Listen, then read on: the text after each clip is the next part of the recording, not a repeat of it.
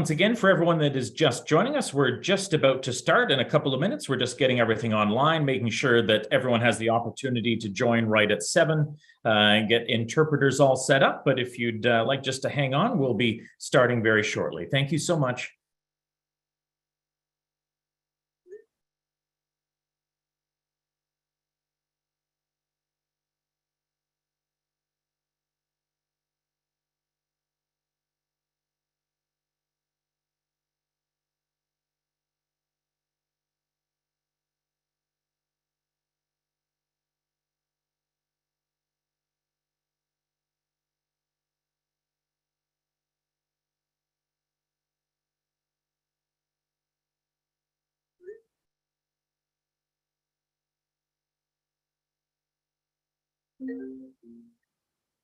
Hello.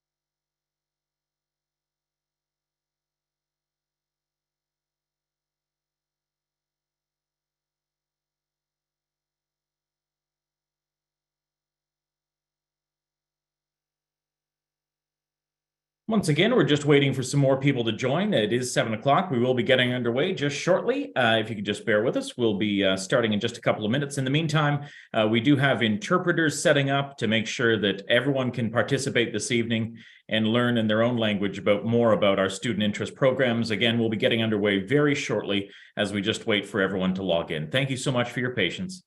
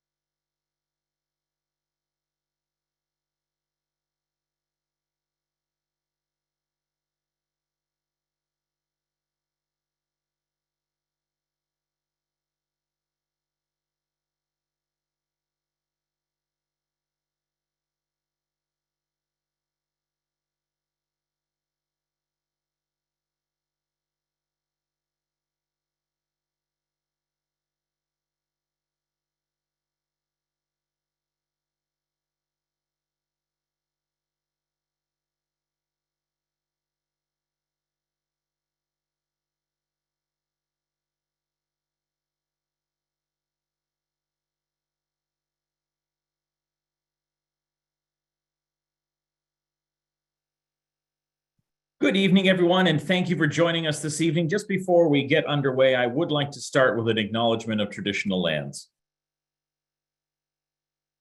We acknowledge we are hosted on the lands of the Mississaugas of the Anishinaabe, the Haudenosaunee Confederacy, and the Wendat. We also recognize the enduring presence of all First Nations, Métis, and Inuit people. My name is Ryan Bird. I'm the Executive Officer of Government, Public, and Community Relations at the TDSB, and I'll be moderating the webinar this evening. Thank you so much for joining us. Really do appreciate you taking the time out of your evening to take part, to get some more information about student interest programs. Many teams have collaborated to help prepare and facilitate this evening's webinar. Would like to introduce some of them, and from some you'll be seeing and or hearing from. And just acknowledging that for taking part in this evening. Andrew Gold, our Associate Director of Student Wellbeing and Innovation.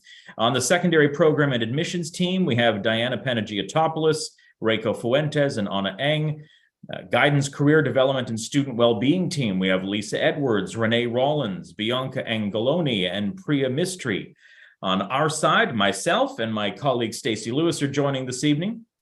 Other central staff, Amy Presley, David Hawker-Budlowski, David Fusen, Denise DePaula, Jeff Caton, Lucy Giannotta, Peggy Aitchison, Wendy Taro, and school-based staff, Margaret Greenberg, Maria Palermo, and Peter Gazzaloni. Really want to thank everyone for all of their contributions to make tonight possible. We do have, thousands joining us this evening, and it's just such a pleasure to be able to join you this evening and provide some more information. So thank you so much for joining us. Just want to go over the webinar agenda for the evening. We'll be going to navigating the TDSB website, elementary central student interest programs, secondary central student interest programs, the application process, the selection and admissions process, other secondary student interest programs, out-of-area admissions, and then, of course, your questions. We will be stopping to answer your questions throughout the presentation, as well as at the end of the presentation, time permitting. Obviously, just given the sheer number of people joining us this evening, we will not be able to get to all of them, but we will try to answer some of them live and just via text direct response back to those asking. Also, a copy of the questions and answers, including those we may not get to tonight, will be posted next week on the Central Interest Program website so that you can get an opportunity to learn, if you didn't hear it tonight, what may have been asked, and we can provide more information. We'll also, throughout the evening, be providing links to really important information, whether it be frequently asked questions documents, website links that really do have a lot of rich content. If you have requested interpretation this evening, please click on interpretation and select your language. We will have live feeds of that this evening. As mentioned, the webinar is being recorded and will be available afterwards, and we'll share the sites where it will be found at the end of our webinar. We are supporting thousands of participants this evening, and you can add your question to the Q&A at the bottom of your Zoom screen. To keep the Q&A manageable, though, we would ask that you wait until the related portion of the agenda is completed before adding your question, as we may answer your question in the course of the presentation. Some questions will be responded to again directly in the Q&A, and others may be answered and discussed aloud. Copy of the questions will be available afterwards. Please watch the chat, as our moderators will also be providing those helpful links in the chat along the way, and a list of those links will also be available at the Central Student Interest Program website next week. So we'll be opening up our Q&A session now. All right, I'd like to throw it over to centrally assigned principal Reiko Fuentes right now to start us off this evening. Reiko? Thanks very much, Ryan. So it's my pleasure to provide some information tonight for folks about our Central Student Interest Programs and some of the other programs that are available for our families to choose from. So important information to know before you apply. Really key and core to all of this work is helping students find areas of study and programs that they're passionate about, that they're motivated to be attending, where they're really going to be highly engaged in their secondary studies, and in some cases for our elementary Central Student Interest Programs at the elementary level as well. So the purpose of this webinar, though, is to provide you with a general overview of the various different types of student interest programs that are available in the TDSB. And so we would ask that specific questions to specific schools or programs, those really should be addressed with those schools by attending their open houses and engaging in those conversations, and also going to the website to find information that we have collected for you. And we'll start by looking at navigating that TDSB website. A few important key factors for you to keep in mind are just on the screen as we talk about sort of some of the oversight of our central programs. Additional resources that I just wanted to highlight, both the Choices Planning for Grade 9 and the Choices Secondary Program Guide are now available on the guidance website. The Secondary Program Choices is also available on the Central Student Interest Program website. These are great resources to help you make informed decisions about secondary school. The Secondary Program Guide will cover much of the information that we're going to be sharing here this evening. So, the gateway to finding almost all of tonight's information can be done through the Find Your School link. And so this is at the top center of the main homepage of the TDSB website. And this really is the way that you can enter into all of the information to access and follow up and learn more about the programs and how to find your school options for this year and in the future. So from the Find Your School site, not only can you search for your designated school by address, by your home address, or search through a directory of schools by school name, we also have put together listings of some of your secondary program options that you might want to explore, as well as your elementary options that you may want to explore.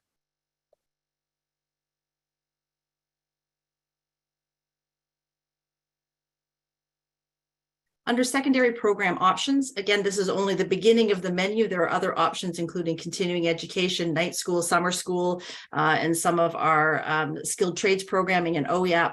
But what we're going to focus on today are the Central Student Interest programs. And these are options that may want to be considered by anybody who's looking to complete their Ontario Secondary School Diploma. Parallel are the elementary program options. And again, we will start by speaking about our elementary program options for Central Student Interest programs. So TDSB students have access to programs that offer unique opportunities and focus on a variety of interests. Student interest programs are designed for students with an interest and a passion in a particular area of study. Admissions are interest-based, and all students are invited to participate in the application process. On the website, and there's a screen capture on the right-hand side of the Elementary Central Student Interest Program website, you can access the online application, the little green box that's there. That's where the link will be starting on Monday to complete the online application. It's the same application for elementary and secondary, and will be able to be found on both the elementary and the secondary page. On the website, to help students, parents, guardians, and caregivers learn more about the various programs, there are individual program pages, and so they're highlighted with the little green bracket for arts-focused schools, cyber arts programs, and our elite athlete programs, the 3 types of elementary central student interest programs. There's also a Google Calendar that highlights the important dates during the application process. There are links to some support sessions that are being offered, as well as the information about the various open houses that are being hosted by the elementary schools offering the Central Student Interest programs. So I'll provide a brief overview about the elementary programs. And so we'll start by looking at arts and cyber arts. So there are 2 schools that provide a focus and an emphasis on arts education: Claude Watson School for the Arts and Karen Kane School for the Arts. For cyber arts, this is the focus at 2 of our middle schools, Charles H. Best and Don Mills Middle School. In the arts-focused schools, there are different entry grades, which is when most students are admitted into the school. So at Claude Watson, grade 4, and Karen Kane is grade 6. But the applicants from other grades may be considered if there is space available in both of those arts schools. And more details are available on that arts-focused website. For the cyber arts programs, only students applying for grade 6 are considered at Don Mills Middle School, and students applying for grade 7 at Charles H. Best. And so when we talk about those entry points, so when we talk about students applying, let's say for grade 7 entry at Charles H. Best, we're talking about students who are currently in grade 6, who are applying to start grade 7 in September of 2023 in that particular program. For both types of programs, it's important to note that there's no supplemental application that's required. Applications are open for all students who are interested in pursuing these arts-based programs. The third type of program are the elite athlete programs, and these provide academic programming for students who are elite athletes who are involved in provincial, national, or international competition. In order to meet the demands of intense training schedules, schools provide more flexible timetables in order to balance school with the out-of-school commitments so that athletes can strive for both academic and athletic excellence.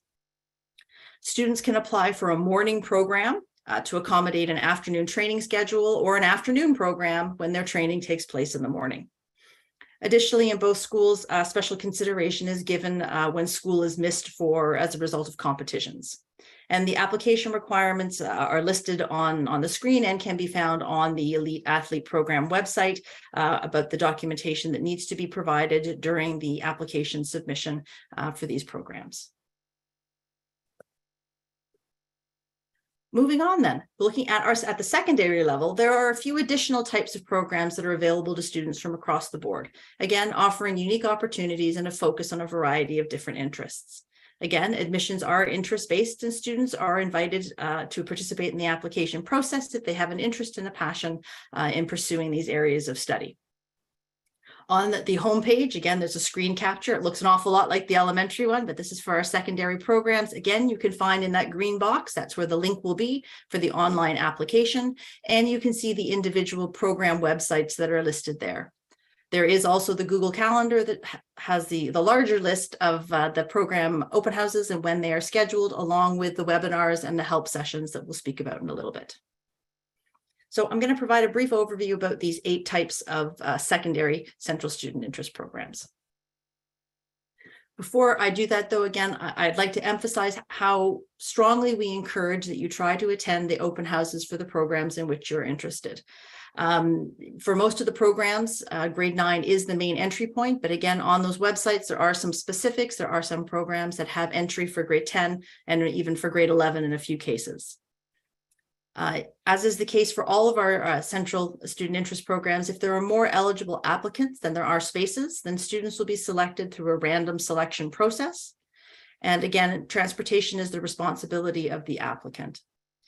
It's important to consider carefully whether a student interest program is something that you're wishing to pursue. Students who are in a program who opt to not continue in the program, if that is not their local school as well, they will be expected to return to their designated school by address at an appropriate point in time.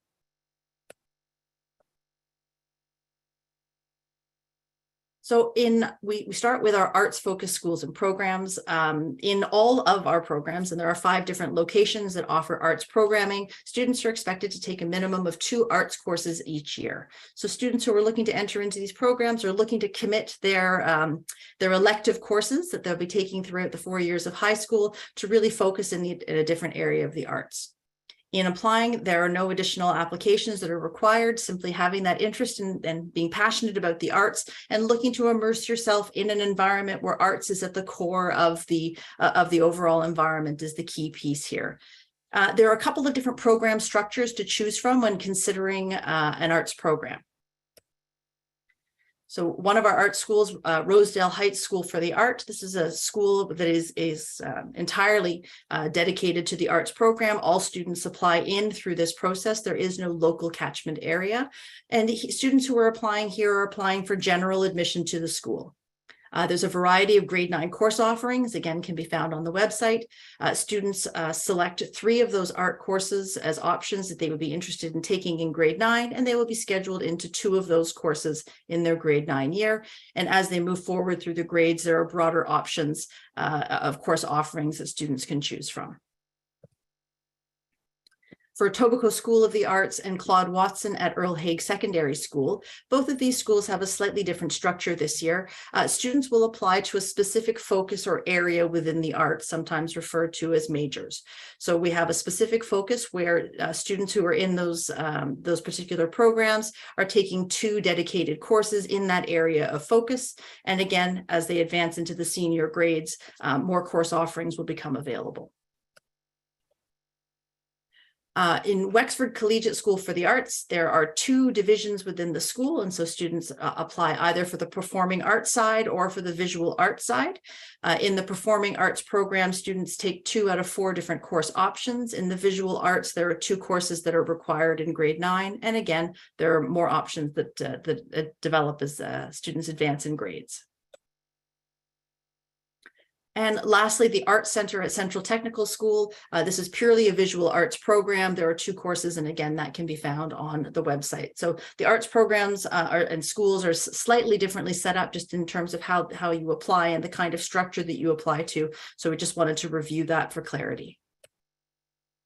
Next, Cyber Arts. Cyber Arts is a 4-year program that combines traditional art and digital technology with a hands-on approach to learning. The program develops advanced skills in art and design, giving students the opportunity for self-expression as well as innovative thinking skills and problem solving.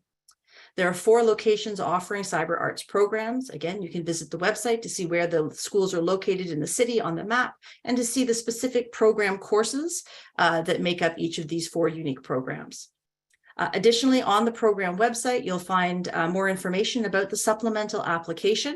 Students can download the application and a set of instructions, and the supplemental application needs to be completed before submitting the online application for Central Student Interest programs. Elite athlete programs, similar to the elementary panel, there are 2 secondary locations, and it's the same type of requirements that are in place for students to be considered eligible for the program. One of the accommodations that are provided for students who are in the secondary elite athlete programs is that the students are not expected to take healthy active living classes or phys ed classes during the school year, as so much of their time is spent already in training.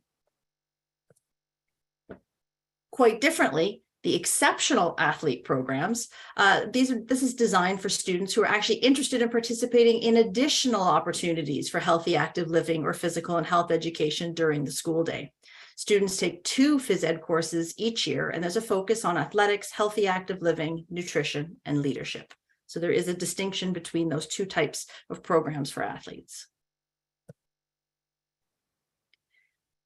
Ursula Franklin Academy, or UFA, is a small school by design, which brings together 500 students from across the city. It too has no local catchment area. Every student that attends the school is there for the integrated technology program. Cross-curricular, future-oriented skills such as conflict resolution, computer technology, problem solving, student leadership, and exposure to international languages are emphasized. The thoughtful integration of technology has been central to the design of the school structure. So beginning in grade 9, all students take BTT, a business technology course, that teaches them a wide variety of computer and digital media-based skills. And this knowledge is then integrated into all of their other coursework, both through formal and evaluative pieces and in informal ways. There are 5 TDSB schools that are associated with the International Baccalaureate Association, and they offer the IB diploma program to students from across the city. The school offers curriculum and programming that is set and mandated by the IBO. There are many unique expectations for students considering international baccalaureate programming. It's highly recommended that students and their parents, guardians, and caregivers attend at least one of the IB open houses to develop an understanding of the demands of the program over 4 years. Again, please take the time to go to the IB course website, that program website, where you can see the individual course offerings that are offered at each of the 5 schools. There are different options and different emphasis and foci in each of the 5 programs, and it's important that students are aware of the focus of the program going into it. There are costs associated with the IB program that are required by the International Baccalaureate Organization. And these costs are related to teacher training, annual dues, program coordination, and for the actual participation in IB examinations. Other specialized programs at the TDSB do not have the same required costs. In 2019-2020, the TDSB determined that students would be expected to pay a $1,500 fee, both in grade 11 and grade 12 of the International Baccalaureate programming. There are no fees for the grade 9 or the grade 10 year. Due to the pandemic, the IB fees were waived in the 2021, 21-22, and the 22-23 school year, this current year. The fee structure for 23-24 school year will be determined in December of 2022. Should fees be in place in the future, it's important to note that parents, guardians, and caregivers who require financial support to participate in the IB program are able to contact their school principal for assistance, and no student will be denied access to IB programming for financial reasons. The Leadership Pathway is a 4-year program at RH King Academy that begins in grade 9. Students assume responsibility for their leadership development in that they must take the initiative to become involved in a variety of ways in school, feeder school, and community leadership opportunities. Students develop and expand their leadership skills through their involvement in clubs and councils, specialized classes, and additional community involvement hours, and guest speaker sessions and workshops. It's important to note that RH King runs on a unique calendar and a unique daily schedule, which includes a mentor class.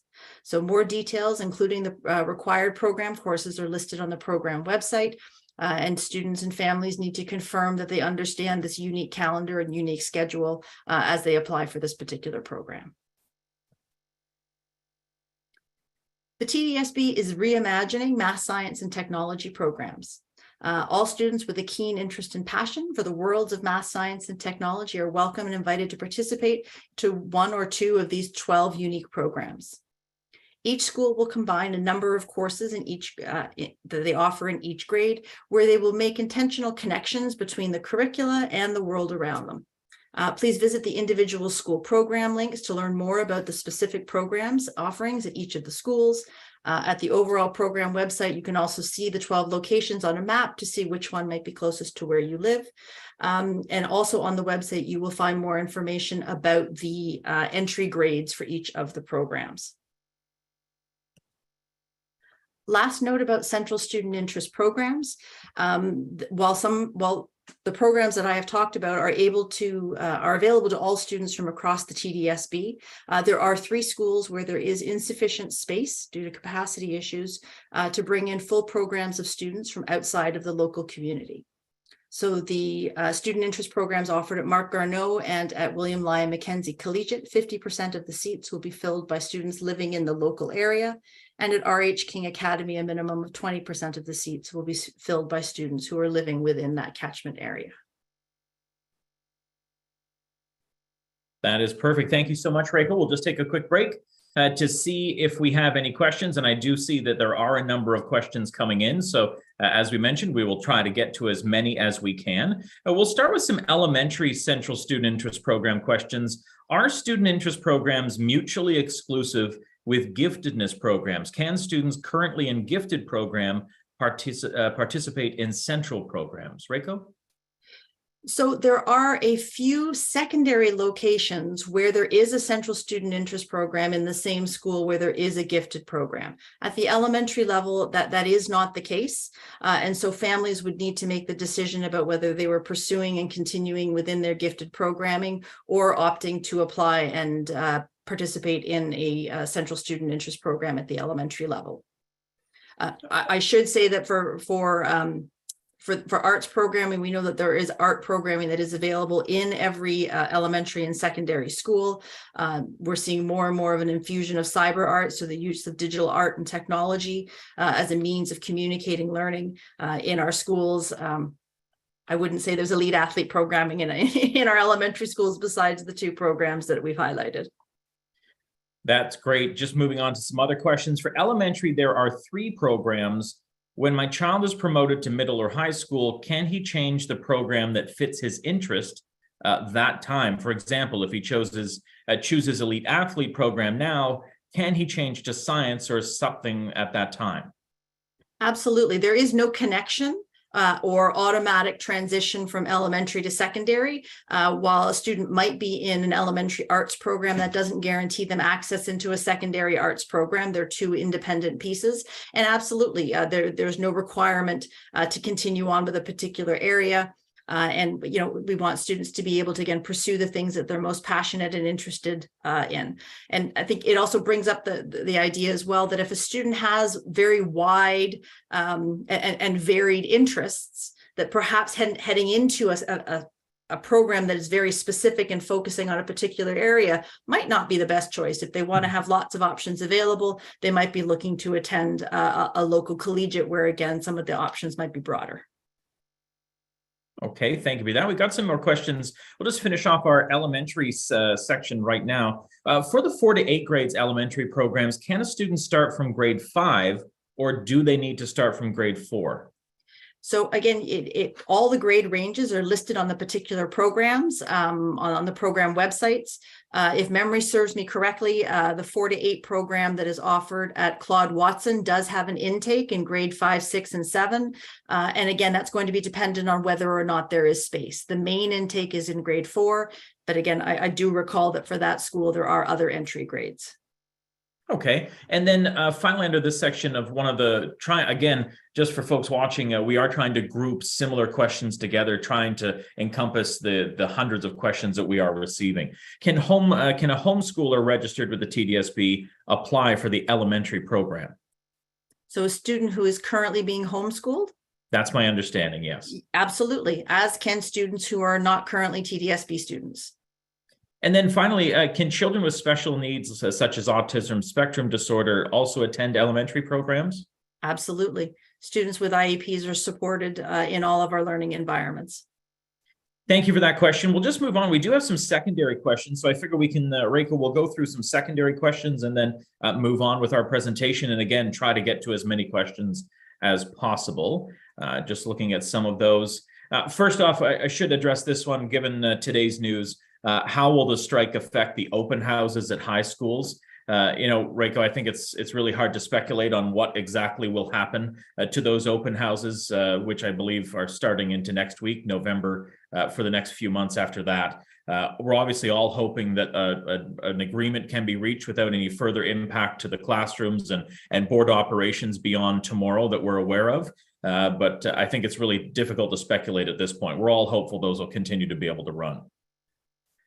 Okay, moving on to secondary central student interest programs. There are several school-specific questions that are coming in. So applicants are encouraged to visit the program websites that Reiko highlighted in her presentation.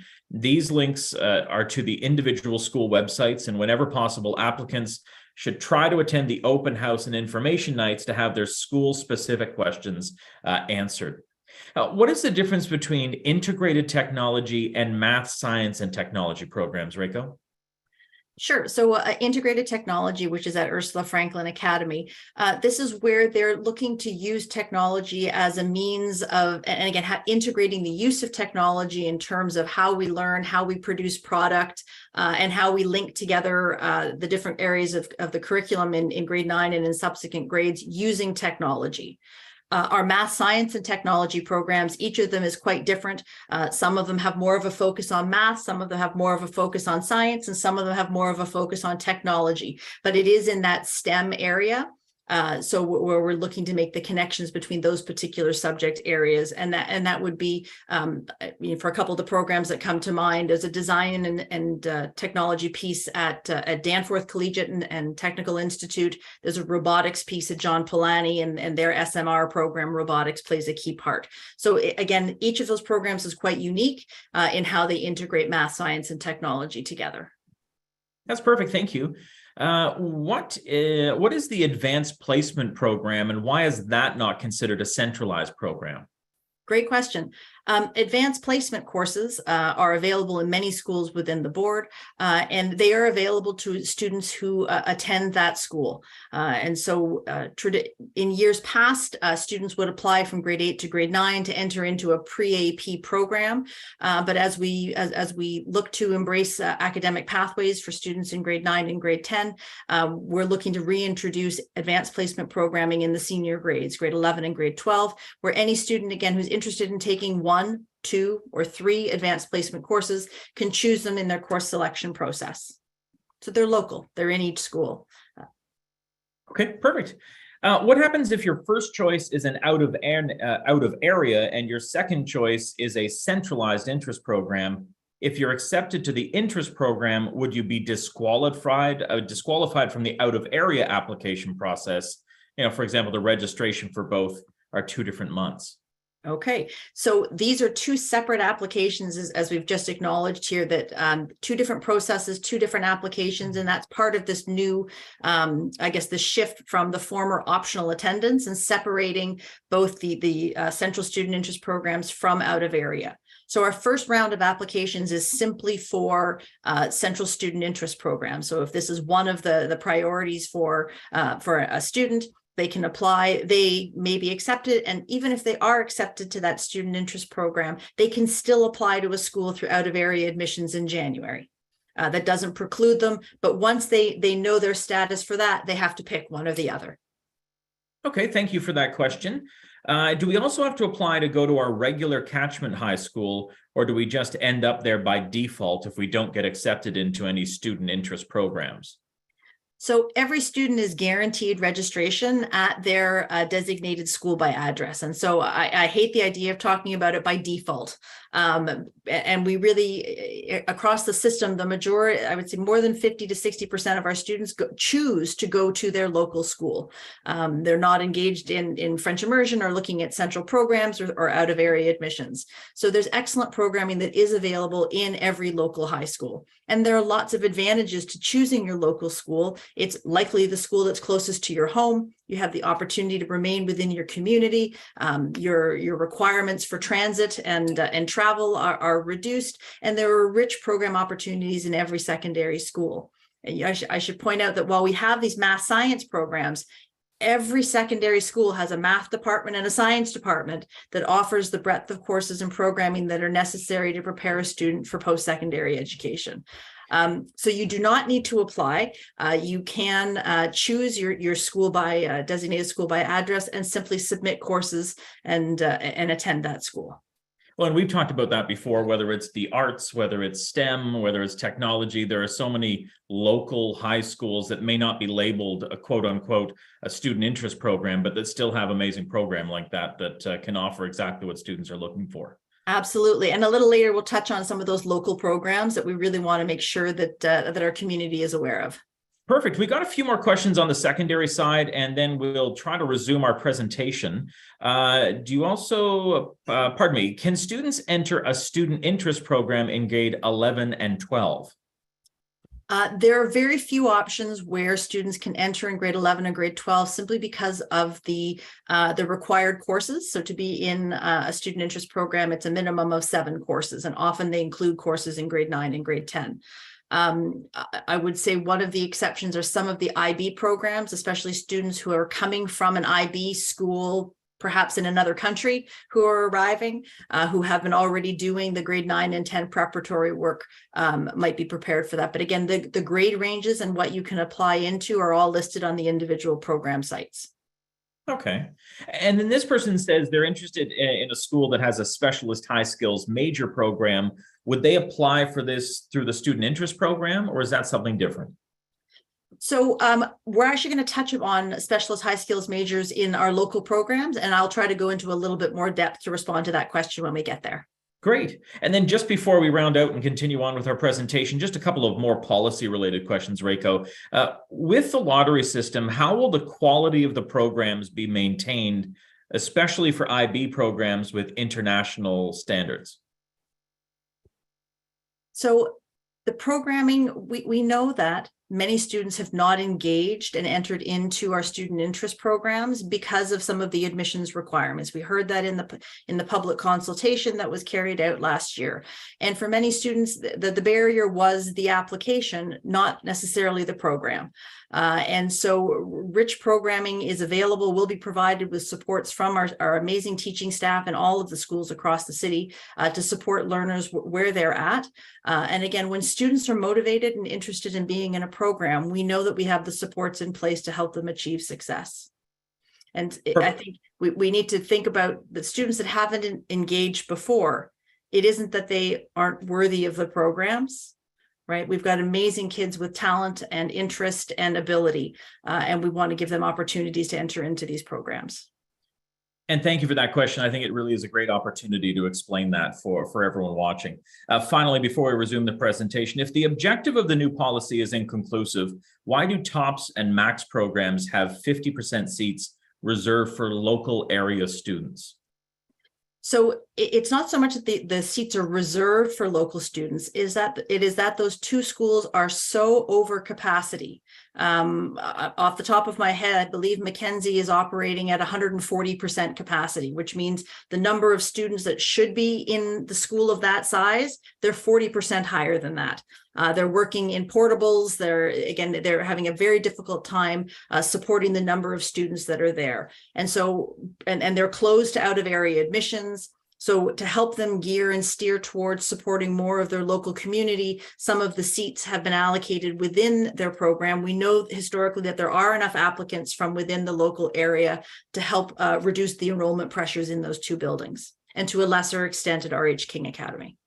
That's perfect for that. And while Dr. Renee Rollins warms up in the bullpen, just to let you know that we will be taking more of your questions as we go through the presentation. But without further ado, I would like to introduce Dr. Renee Rollins. She is our coordinator, guidance, career development, and student well-being. Renee will be speaking about application process this evening. Renee? Thank you, Ryan. The new centralized online application for the elementary and secondary central student interest programs will be available on November 7th at 8:00 a.m. at www.tdsb.on.ca/CSIP. Before you start the application, here is a list of the information that you will need to have on hand: the student legal name, date of birth and gender, primary home address, including the postal code, the current school and grade, and if known, the student number and the Ontario education number, which can be found on a student's report card, programs and schools of choice, voluntary self-identification of student racial identity and background, contact information of the parent, legal guardian, caregiver, and supplemental applications or documentation as required. Please note that only one application can be submitted for each student. Students can apply to up to 2 programs or schools. Please note that your choices are ranked. If a student is selected for their first choice, they will not be considered for their second choice. And if you apply to more than one specific arts area, each area counts as one of your program choices. After going through all of the applications, some central student interest programs may still have spaces available. Students have the opportunity to be considered for spaces at alternate locations if they are not selected for the location choices by selecting yes to the question on the screen about an alternate choice. The TDSB is committed to filling available spaces in the central student interest programs based on the interests of students. Once started, the application can be saved along the way. However, there is no reminder to complete and submit if the application is incomplete. So be sure to remember to finish your application, and if you save it but don't submit it. Once submitted, the application cannot be changed. Students and their parents or guardians and caregivers should make every effort to attend all appropriate open houses before making a final decision about program choices. Open houses for central student interest programs in schools will begin on November 7th. The application closes on Friday, November 25th at 4:00 p.m. The application is not a first-come, first-served application. All submissions received by the deadline will be equally considered. After you submit your application, you will receive an email. Please watch for it in all folders, including your junk mail and spam. All future communication will come from the same email address.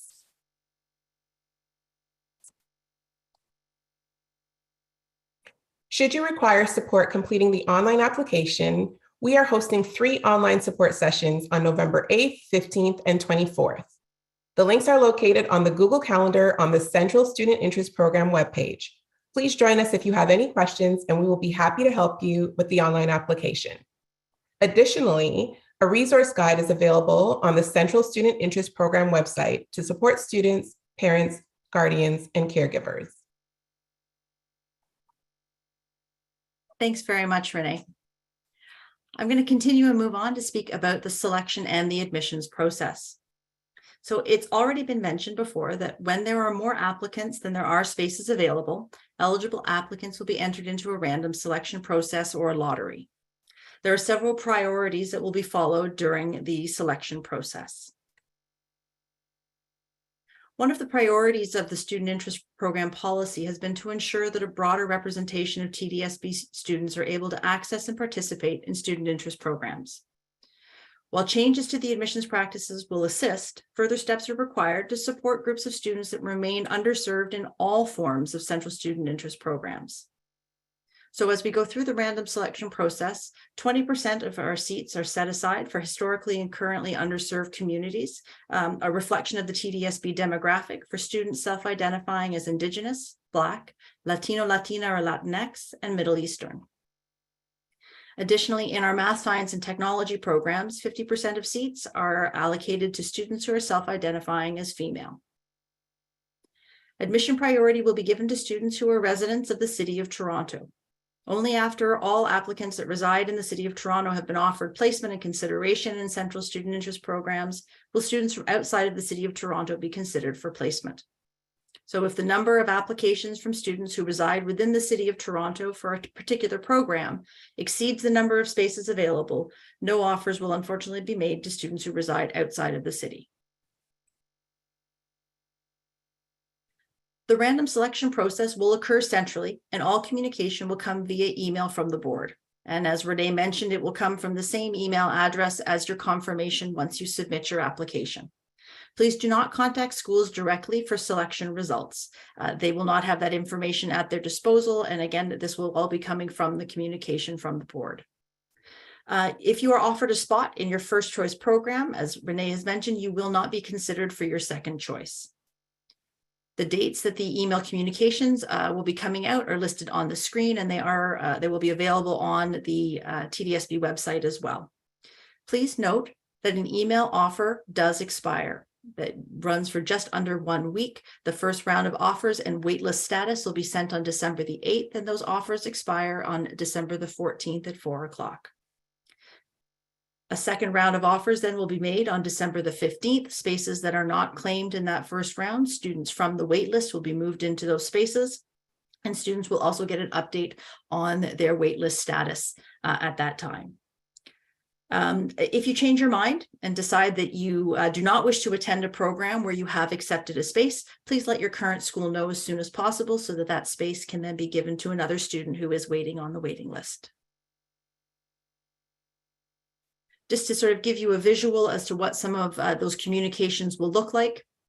This is an example of the live link that will be sent to students on December the 8th. In our first scenario over here on the left-hand side, you can see that in this case, a student was seated, or they earned a seat. They were chosen for their first choice.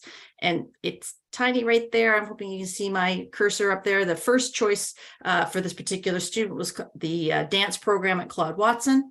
And they had the opportunity to accept or decline. And because they were granted a space in their first choice, they were removed from their second choice and were not considered. So the family can then choose to accept or decline. And over on the right-hand side, this is what it looks like when you go to accept a seat. You're asked to confirm this. It means that this is, again, you will not be considered for other choices. Again, you can change your mind at a later date, but at this moment in time, that's the confirmation that you are accepting that seat. In this scenario on the left-hand side, it's a different situation here where the student has been seated and accepted in their second choice program, in this case, dance at Claude Watson, where they can accept or decline, but they can also see that they have been waitlisted for their first choice, which is a math, science, technology program at Bloor Collegiate, broad interests. And they can see their actual standing on the waiting list. So they can choose to accept or decline their second choice. Again, it will expire. At this point, they should accept the program, and they will remain on the waiting list for their first choice. And if a space becomes available at Bloor, they will receive another email where they can choose to accept that first choice program in lieu of the acceptance they've already submitted for Claude Watson's dance program. Then a space becomes available at Claude Watson, and a student from the waiting list will then be offered that space. So again, we're really trying to maximize the number of spaces and seats available to get students into the programs in which they're most interested in. On the right-hand side, just a final scenario. Here's a student applying for grade 7, and they've applied to their first choice was the cyber arts program at Charles H. Best, and their second choice was the arts focus at Claude Watson. They were not selected for either of the schools, but they can see their position on the wait list. So this is a very lucky student. They're second on the wait list for Charles H. Best, and they're first on the wait list for Claude Watson. They don't need to do anything. And they can continue to click on that live link from the email, and they can see how their status on the waiting list changes as students are moved into empty spaces. And again, if a space were to become available, they would receive a follow-up email with the program that they had been seated in. If a student, by the way, wishes to remove themselves from a wait list, so let's say if we go back to our first student here where they were accepting the Claude Watson dance, but they didn't want to wait on the waiting list anymore for Bloor Collegiate, they can contact their current school. They'll be removed from the wait list. Okay. So just to speak a little bit about that waiting list. So as that list is generated when the random selection process is run, the waiting list will remain active. So we will do those initial rounds of communication in December. And as spaces become available, students will be moved from the wait list into those available spaces. And that will happen for secondary up until February the 22nd.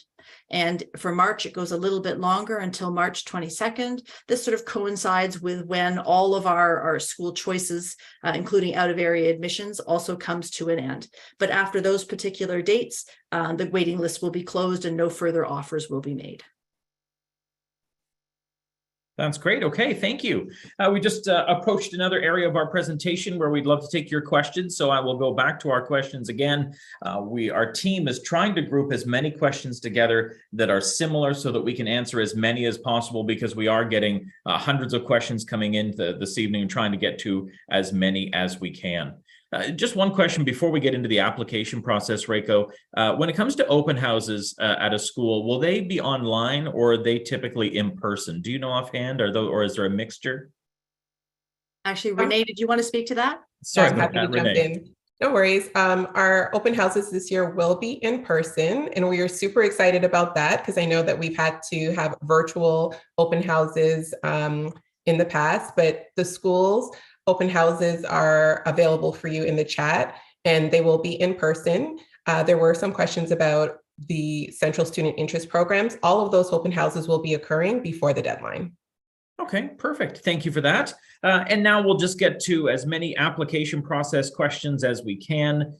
First question, can I make changes to the application form once it's submitted? For example, what happens if I want to change my first and second choice after I submit my application?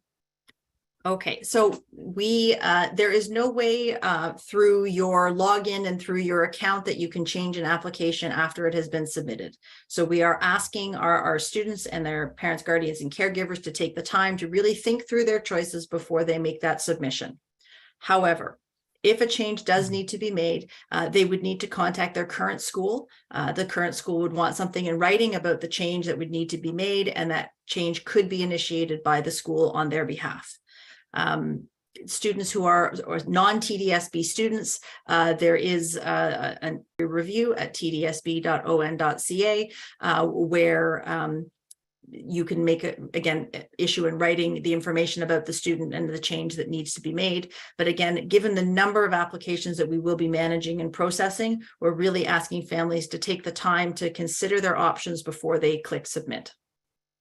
Okay, thank you for that. Next up, can a student in a gifted program apply to go to school that is not their home gifted school?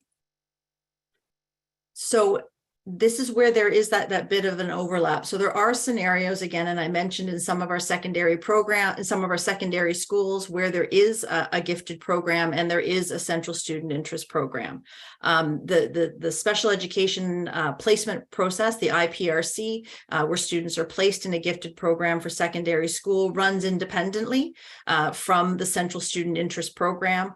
It's my understanding that through that IPRC process, students are placed based on where program availability is, and you cannot request to be placed in a different school to facilitate a central student interest program. If you have a student that is IPRC placed into a school that has a central student interest program, and the student has applied and been accepted into that central student interest program, the schools will do their very best to try to offer programming. But there may be some overlap, and there may be, again, they will do their best in terms of the scheduling of what they can accommodate. Okay, thank you. Rachel, can a student in French immersion also be in a central interest program? No, because the courses that are required for their French immersion program would overlap and conflict with the program requirements for the central student interest programs. Okay, thank you for that. All right, next Can up. I simply add, can I add though, Of they're course. welcome to apply, right? You can apply, and then you have that choice, you have that option of what path you wish to pursue in secondary school.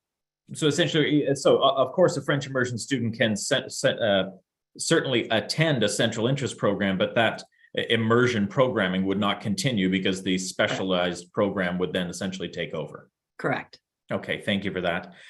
Can current high school grade 9 students apply to the IB program? So again, looking at the grade offerings of where we are taking applications is listed on the website for each of the schools. For the IB programs, it is in the big course chart that takes up a good deal of space on the website. It says what the grade entry points are. And again, I believe a couple of the IB schools do take applicants for grade 10. So current grade 9s could apply for entry in grade 10. Okay, thank you. Moving on, if an extended French student gets accepted into a special arts program and then decides it's not for them, can they go back then to the extended French program? That is out of my wheelhouse. Renee, did you have something for that one? I did. I actually got the answer to this question the other day. So the answer to that is you can talk to the guidance counselor at the school, because it's about the number of courses that you can take to earn the certificate for either the extended French or French immersion. So really, that's just a conversation about course availability, and in terms of you having enough courses to earn the certificate that comes at the end of an extended French or French immersion program. That's perfect. Thank you, Renee. Appreciate that. Next up, is there a sibling accommodation for student interest programs, specifically arts programs? No, there is no sibling priority in the central student interest programs. That would just be, for lack of a better term, a regular stream school where you start getting into siblings where possible, but in the special interest, student interest programs, no. Okay. Correct. When we get to out of area admissions, we do have a sibling priority, but that is not continued in our central student interest programs. Okay, perfect. Would it be possible to have any private guidance from TDSB staff? Is there a contact information for support? So as Renee covered in one of her slides, we do have 3 open webinar help sessions that are scheduled, one in each of the weeks where the application is open. The dates and the links are in the calendar, the Google Calendar on the Central Student Interest Program website, where we'll have breakout rooms. We'll have several of us, and we'll be trying to offer some assistance. It is more on the technical side and how to complete the application in terms of the decisions and the choices that families are making. It is less about that. Okay. And they might want to speak with their grade 8 if it's a grade 8 to grade 9. Speaking to their grade 8 teachers might also be of assistance. That's perfect. Good advice. One last for the application process grouping of questions that we have. Can students apply to multiple student interest programs like IB or the HMST program? So you can have 2 choices. They don't have to be 2 of the same program type. Sort of like the example where I was showing what the live feed response would be. You can apply to any 2. You could apply to 2 arts programs. You could apply to 1 arts and 1 IB. So that there are 2 options this year. Okay. All right. So that was more for strictly the application process. And then we have a number of questions related to the selection and admissions process. Rachel, we'll try to, we'll answer some now, and then we'll move on with the rest of the presentation. I do want to make sure we can finish the presentation, then we can come back to them at the end. I think there may be fewer questions about the remaining content. Okay, so if we'd like to continue, that's ask a couple of questions and we'll continue with the presentation. Sure, that's great. When deciding if students are eligible for the program or not, what is taken into account? Are there assessments to apply to these programs, report cards, supplemental materials? I guess that's part of the change, Reiko. Some of that is no longer required. That's right. We've come to recognize that many of the admissions practices that were held up historically prevented many of our students from accessing program, from even applying or engaging in the process. So moving away from things like entrance exams or evaluations and the use of report cards. As I mentioned, as I sort of went through a few of the pieces, there are a few programs who do have some requirements in terms of providing the documentation for the elite athlete programs, and the cyber arts program has a small supplemental application where a student is asked to provide a sample of work in which they're proud of. And so those pieces will be looked at in a non-evaluative way, but as a demonstration of interest for that program, and eligible students, those who complete the requirement, will be considered for the program. That's great. Just a couple more questions on this this section, and then of course we'll move on with the rest of the presentation and come back. Since the admission process has changed, how do you know which students are qualified if there are no tests and auditions? Reiko, you and I have talked about this in the past. It really is about that demonstrated passion and interest that's really looked at this time around. That's right. I think that when we try to measure and sift and sort students, I think we're excluding many eligible, qualified, talented, passionate students from the process. And so we see this new process as a more equitable way of ensuring that more students that have, that represent a broader demographic of our board are able to gain access to our programs. And we know that simply because a student doesn't write an entrance exam to come into one of our programs doesn't mean that they don't have that interest and passion. And when we talk also about how we're shifting our programming to meet the needs of students coming in, I think we're also looking at moving away from perhaps looking at pure acceleration or harder and faster, but actually talking about deeper learning and really making deeper meaning of curriculum and making connections with the real world, and really having students get more contextual learning as part of the programs. And just one more for this section, then we'll move on and then come back to all of these. What happens if my child is accepted to her second choice program, but is on the wait list for her first choice program? So the recommendation would be to accept that second choice offer. We don't want to lose that. The offer will expire in that time window, and they will remain on the wait list for their first choice. Now, they may see that they are 300 on the wait list. They may choose to say, well, you know what, I'm really happy with my second choice, and they can ask their school to take them off that first choice wait list. Otherwise, they can wait and they can see and they can watch to see how they progress through that waiting list, and if they are at the top of the waiting list and a space becomes available before that deadline, they will be offered placement in their first choice, and then they have that decision to make.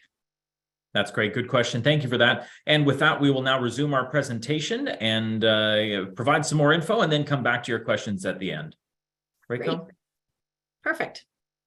Let me just get myself coordinated here. Great. So we're going to talk a little bit about local programs. Many of the TDSB student interest programs are actually local. Some of our strongest programs are local programs that are offered at local schools to support the needs and interests of students that are registered at that school. Students, parents, guardians, and caregivers are encouraged to attend their local school open house and ask about local program options for students. All students at a school should be able to select or join a local program through the course selection process. And you can also learn more about these local programs by visiting your school's website. Some examples of local programs. So we had spoken about advanced placement courses as one of those options that students can take in grade 11 and grade 12. The specialist high skills majors.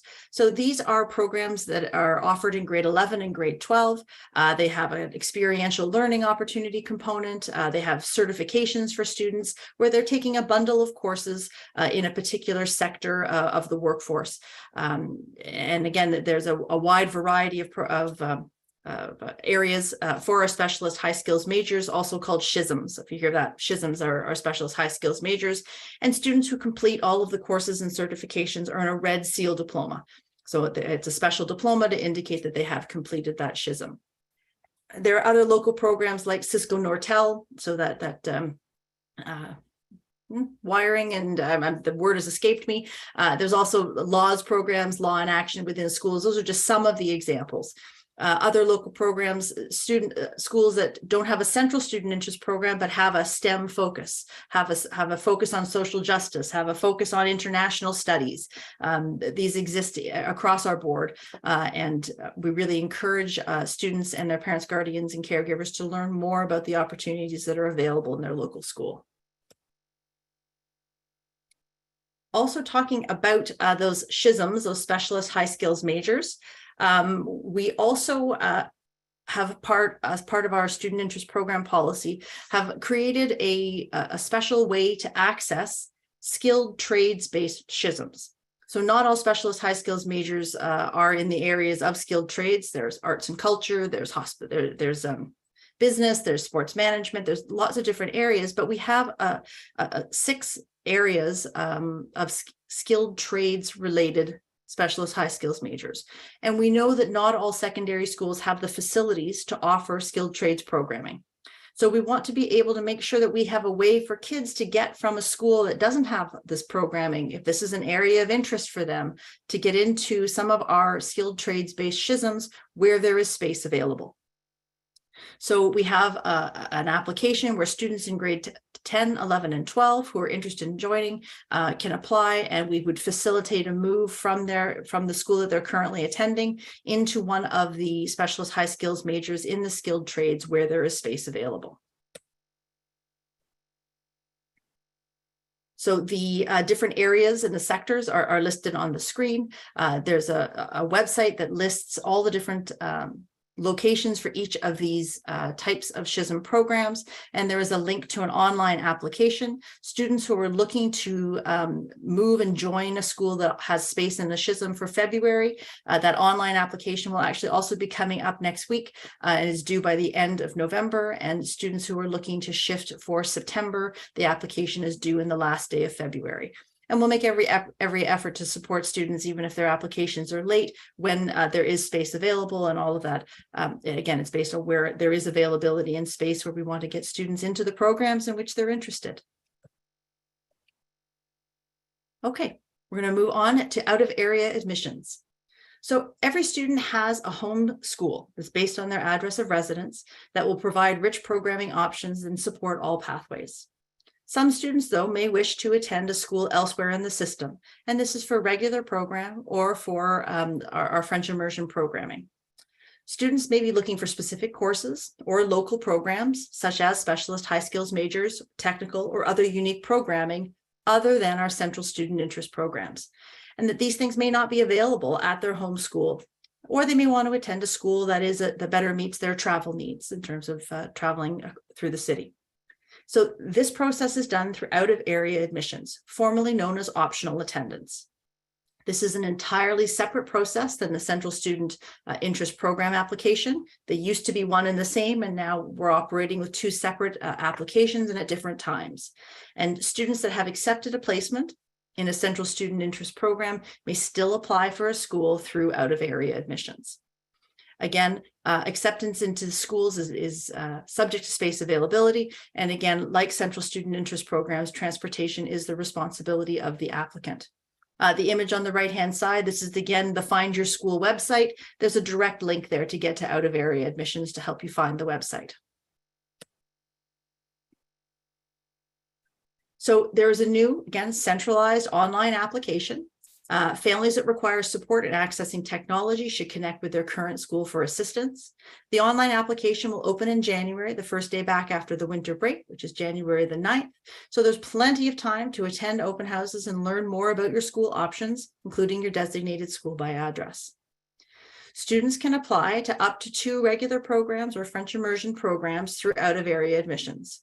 And new this year, just like the Central Student Interest Program, those 2 choices are ranked, and students who are selected for their first choice will not be considered for their second choice. So again, you want to consider the order in which you enter in your choices in the application. And seats are filled based on a random selection priorities, which can also be found on the out-of-area admissions website. These are the priorities that we follow. Looking at if there are more applicants in a particular priority than there are spaces, then a random selection process is held. If there is sufficient space to take everyone from each priority sequentially, that's the order in which they are selected. So first priority is given to siblings who have a sibling attending the requested school and that sibling is returning to the school. So again, the two would be attending school together.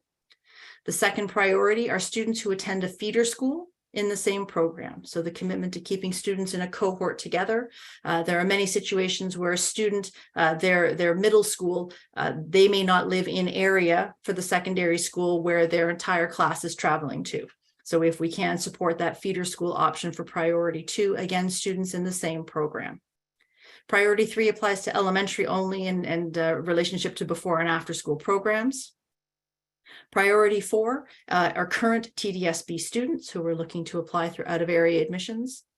Priority 5 are other students residing in the City of Toronto. And priority 6 are students residing outside of the City of Toronto. Not every school is able to accept applications from out-of-area students. Schools that are only able to support students living within their catchment area are considered closed and may not take any applications from anyone out of area. Schools with a very small or limited amount of space may be able to only accept applications from that priority 1, students with a sibling who's attending and returning to the school. Schools, it's sort of a continuum. Schools that have slightly more space may be able to accept applications from priority 1 and 2. So a sibling who's attending and returning to school, or they attend a feeder school in the same program. And the remaining schools are considered limited, where students from all priority groups may apply. In all cases, the number of students that can be accepted through out-of-area admissions will be dependent on the number of local students who are opting to attend and the projected number of students that the school will be staffed for. In all of these schools, if demand for access is greater than the available space, schools will select students through, the central process will select students through a random selection process. And again, students will be selected as space is available. It's important to note that schools will not know the number of available seats until early February when the random selection process takes place. Again, that's when they'll have a better sense of how many of their local students are looking to attend the school. On the out-of-area admissions website, you can find the out-of-area admissions status for which of these 4 categories each of the schools is in the TDSB, and those statuses should be finalized and posted to the website tomorrow.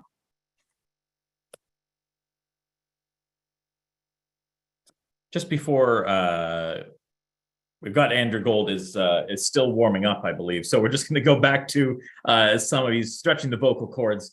So we'll just get back to some of your questions first and try to get to as many as we can. Rachel, we're going to go back to some of the ones around the selection and admissions process. We'll just start going from here. When will you post the exact procedure on how seats in specialized programs are allocated? What does a random process look like specifically? Rachel, my understanding of procedure is still being worked out in the upcoming months, or do we have a timeline at this point? So if we're talking about the full document of the procedures, yes, we are writing the procedures as we go along. We're learning from our experience as we implement the policy, and that full document will hopefully be brought forward to Executive Council later in the spring. Okay, but in terms of the exact process in which we are filling the seats, again, we tried to sort of talk about those different priorities and how seats will be assigned based on the applicant pool that we have. And much of that is already known in that specific case. Okay. Are all student interest programs random selection? My understanding, Reiko, they are after the seats have been like the demand. If demand is not, exceeded, then they're not random. But if it is exceeded, that's where we start getting into the random process. That's exactly correct. Okay, thank you for that. Next question. What happens to children who are newcomers in Canada, are highly talented, but don't meet the qualifications that are required? I think this speaks to the change in the policy itself, is that's not necessary now. It's that demonstrated passion and interest. That's correct. So many of the former application requirements, which would require the writing of an essay, for example, where accommodations might not have been provided for students who had learning exceptionalities, and also accommodations might not have been provided for some of our English language learners. And so those are some of the barriers that we were looking to remove to specifically look at newcomers. In terms of the requirements, in what they would be doing, really the cyber arts would be submitting a piece of art, any format. It doesn't have to be digital. Something that they're proud of is really the only requirement that's there. That's a great question. Thank you. Will previous attendance struggles from a student prevent their application to a special interest program? No, attendance is not a consideration. And I would say that sometimes students who may have struggled in middle schools due to a lack of engagement, where perhaps we might have seen some attendance challenges, or perhaps historically on the report card, learning skills might not have been as high as some of their peers. Having a student engaged in an area where they're passionate and where they have interest may actually help to improve those pieces as they enter into secondary school. And again, one of the things that I said when we first started is that student motivation and interest is the key piece in this. That we're looking at what students are interested and motivated to learn and to study. They can take direction and guidance from their parents and guardians, but really listening to student voice and centering the decision around the student. Okay, thank you for that. Rachel, can you speak to the equity initiatives such as 50% females for STEM programs? Absolutely. There is a tremendous amount of data from both post-secondary and in secondary programs looking at the lack of representation of females in different areas of STEM and engineering, and making sure that we are continuing the work that has been done in many of our math science technology programs previously, where looking to have that balance and representation of our female candidates. There are historically more applications coming from male students, but supporting that underservice and lack of access to STEM programs for females and self-identifying females is one of the equity priorities. Okay, thank you for that. Just going back to the questions, along that vein, what about LGBTQ students? Is this community of students considered the 20% reserved for underserved communities? Is that part of that calculation, if you will? That's a great question. As we are looking to establish these priorities, I will say that this is going to be an ongoing and fluid examination of our board demographics and of the demographics within our programs. And in order to set up any priorities such as the ones that we've just spoken about, there's a requirement to have data, accurate data to show what the demographic is within a board and what the demographic is within a program. And with the upcoming student census, we will now have up-to-date and new information about accurate information about the demographic of the TDSB that will allow us to expand some of those priorities where we have other underserved communities within the board. Currently, that data doesn't exist, which precludes us from setting priorities in that way. Okay, thank you for that. For special interest athletics programs, is it randomly selected as well, or is there some kind of tryout with coaches to assess a student's skill level? So if we're looking at skill level in phys ed, if we're talking about the exceptional athlete program, where again, we're looking to participate in phys ed, no, there is no fitness test. There is no physical requirement. It's again, that students have an interest and a passion in taking additional courses in healthy active living in their secondary program. And for our elite athlete programs where they're doing their outside training, the applicants have to provide documentation from a coach with an affiliated club or team that meets the requirements. And again, where space is available, applicants are accepted. And should there be more applicants than there are spaces, that is when we would have to go to the random selection process. Okay, thank you for that. What percentage of students that apply are admitted to the arts program? I guess that would depend on the school applied to. That would depend on the school. That would depend on the program structure within that school. So again, we will have better information as we move forward. And we know that some of our arts programs are continuing to work on their program structure. So that will be an ongoing piece to make sure that we are looking at making our programs equally accessible and meeting the interest and demand of students in the system. Someone just wants to clarify if they understood correctly that the applications from November 7th, it's not a first come, first served basis. If they submit an application on November 25th, do they get equal opportunities of getting into the program in the schools of our choice? Absolutely. And that is such an important point. There is no rush to complete your application. As long as it's submitted by 4 p.m. on the 25th, every application is considered equal. And so we really want students and their parent, guardian, caregivers to take time. You can I wouldn't start the application on the 25th. Let me say that. Start and save your work. Get all of the pieces done that you can. And when it comes to that school choice, what it is that you want to put as your first and your second choice and what you want to apply for, we really want people to take time to make the most informed decision and submit. So again, it is not first come, first serve. There should be no rush or flood of people trying to fill this in on Monday the 7th, because you won't have been to an open house. We really would like you to take your time and just make sure you submit it on time. Good advice. Continuing with the selection and admission process questions, has any consideration given to expand the number of spots in highly sought after programs, i.e. where applications are a lot higher than available spots? I think, Reiko, this sometimes just is flat out the size of the school and whether they can do it. Right. There are some limitations, but I will say that several of the programs, again, from how they've run independently to now coming together to the centralized program, we are looking to expand the numbers and try to ensure that we're taking advantage of the program options that are there. So we have, for example, in the cyber arts programs, we have additional seats in many of those programs. Our math, science, and technology, several of our sites will hopefully be taking in more students, and where there is space available to expand. After completing and submitting the online application form for CSIP, will applicants need to attend any in-person interviews? No. The only in-person piece would be if you are a non-TDSB student and you need to register at the school. But that's not an interview, and you're already done, you're just registering. Okay, continuing to answer your questions. If you are currently enrolled in a student interest program and want to switch to a new student interest program, how do we do that? Is that even allowed?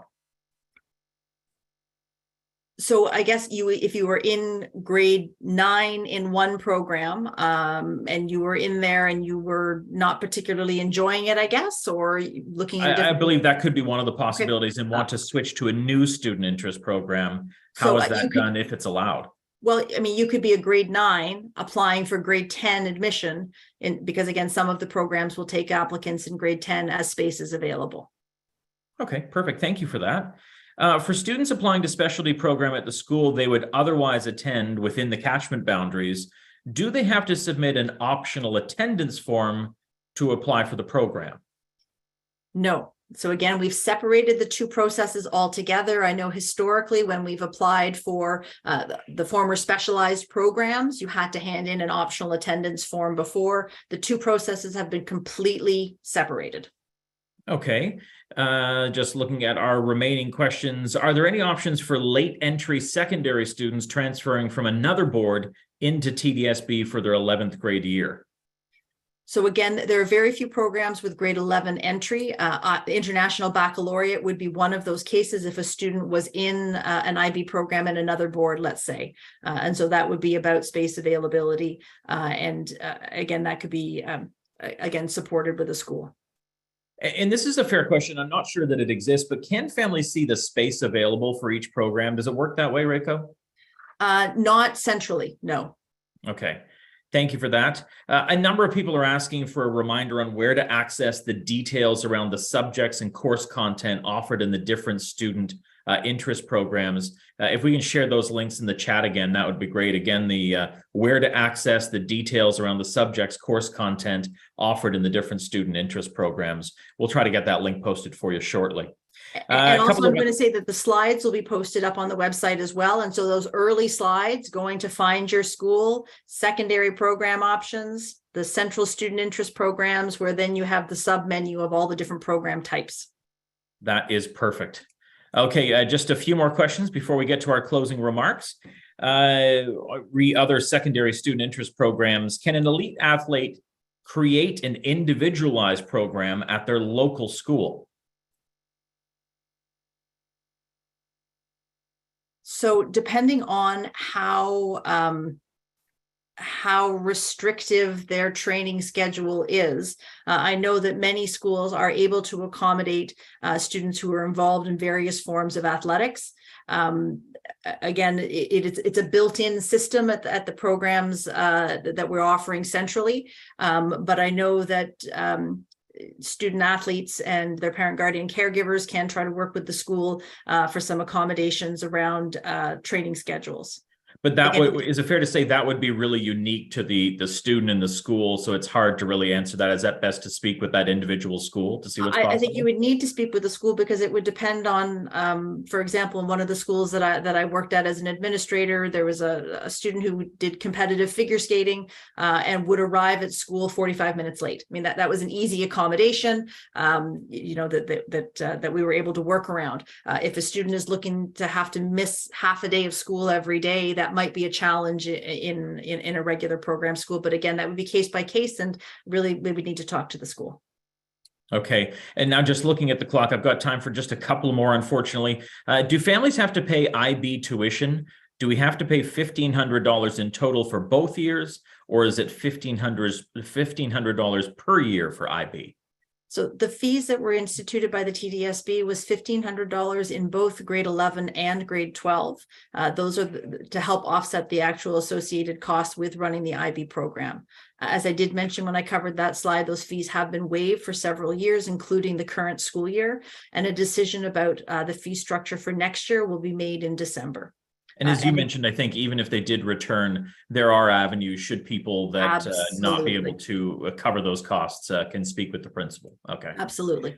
Can you please share some information where we can read reports that led to policy changes outlined tonight? Reiko, I think those are available on the website. We can find that link that it points to some of the consultation documents, some of the data that you guys had looked at. Absolutely. Under the heading of secondary program review, under the high school tab of the website, and perhaps we can get the link up there to the secondary program review.